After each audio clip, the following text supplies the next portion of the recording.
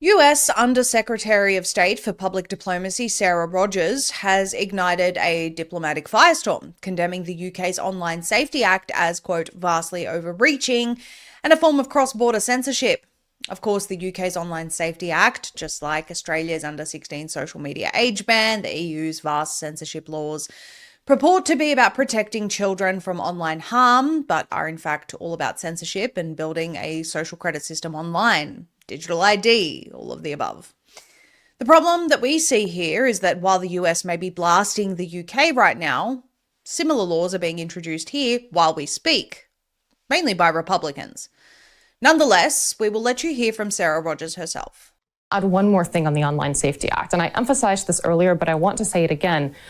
It's misguided and unfortunate to apply that law in Britain, but applying that law extraterritorially, which means applying it to speech that has nothing to do with Britain, does not occur in Britain, is on American platforms by American users on American political issues, purporting to censor Americans in America is a deal breaker. It is a non-starter. It is a red line.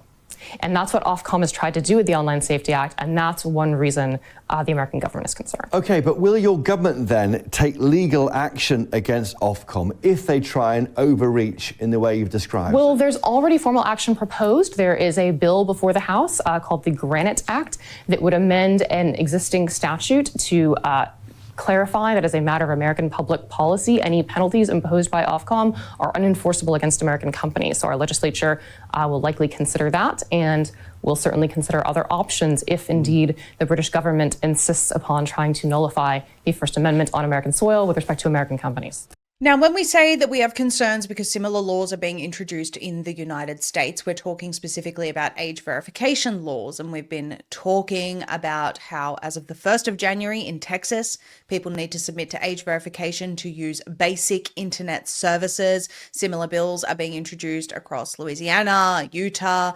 Senator Mike Lee has introduced something like this at a federal level, and now there are an additional 2 new bills that have been introduced to that effect. We will be covering that in the next segment. So age verification bills and laws and processes are essentially the same thing in the sense that they all lead to this point where every single adult has to identify themselves online and therefore are part of a system where their ID is linked to their online activity, their speech, so on and so forth. It enables a digital social credit system enforced by private companies so that the government can say, well, we didn't do it, these private companies are. And we've seen this method of control and censorship increasing over the years. We saw it during COVID. We saw it with the Twitter files.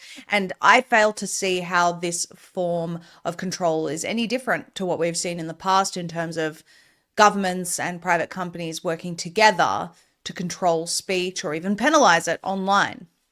Nonetheless, this post is from Preston Byrne. Preston Byrne is a tech and free speech lawyer, head of legal compliance at Arkham, managing partner at Burnstorm and senior fellow at ASI. And the post says, the Granite Act, how Congress can strike back against foreign censors. He says, update, as of November 20th, this blog post has been converted into an actual bill and has been filed in the state of Wyoming, New Hampshire to follow soon. You heard the Granite Act mentioned in that video. So, it says, please find below the draft text of the Granite Act, a bill I have offered to New Hampshire legislators for consideration for enactment in that state. It could serve as a template for a US fight back against global censorship if adapted for federal use. It doesn't really require a ton of explanation. The gist is simple. The only real defense a foreign censor has from injunctive relief in a US court, as we saw with Ofcom's recent fine letter to 4chan, and the strategy employed by Trump media and technology groups' attorneys in their case against Alexander de Moraes in the Middle District of Florida, is sovereign immunity. Foreign countries can bully the SHIT out of American citizens and companies because they know that US law potentially protects them from consequences for doing so. We should take that immunity away from them. Such a move would have teeth because these foreign countries' economies would break down if they didn't have access to the US banking system.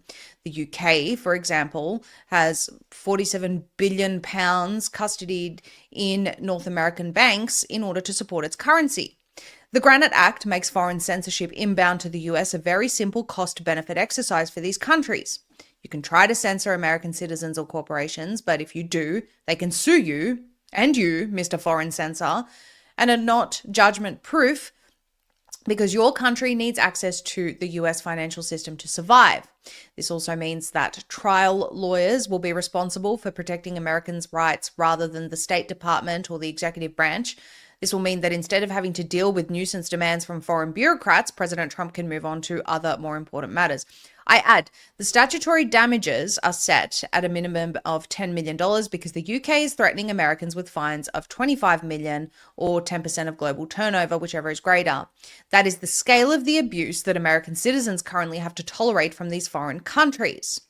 He says, I have a feeling if we create consequences for foreign censorship, inbound foreign censorship will stop. So I ask Congress, adapt this for federal use, if you enact it. If you do this, you will end the foreign censorship problem in a day. And as Preston said earlier, that this blog post has now been converted into an actual bill. And when you scroll down on that page, you see the model bill for the Granite Act. If successful, and from what it sounds like this act is, we definitely hope it is, not only would it deter countries like the UK and Australia from censoring their own citizens, but it would cause every government to act with caution in attempting to censor anyone.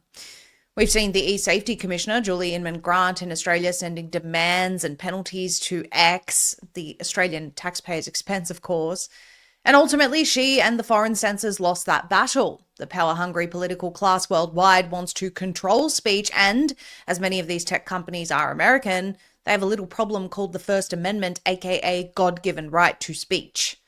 America should be the one to lead the battle against censorship, given it has a constitution and Bill of Rights that offer the greatest protections to God-given rights anywhere in the world, albeit the government does often look for grey areas to bypass those protections, but nonetheless, America should lead this battle. We've seen recent statements from President Trump and Donald Trump Jr. when pressed about people Tucker Carlson chooses to interview, for example, essentially stating everyone has a right to speak, and the people have a right to decide whether they want to listen to someone's words or not. It's very simple, really, something even a toddler can understand.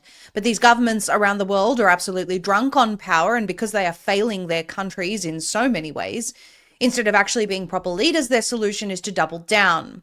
Clear out the prisons of the murderers and pedophiles and put the mean word people in there instead. It's beyond pathetic and dystopian. It'll be interesting to see whether the US government adopts something like the Granite Act at a federal level. However, it's one thing to propose something like this in an interview and another to be doing something entirely different elsewhere. 2 new bills have been introduced that tie to age verification and digital ID in the US, the same steps Australia, the EU, and the UK used to get to this point, where they're going to censor the entire internet.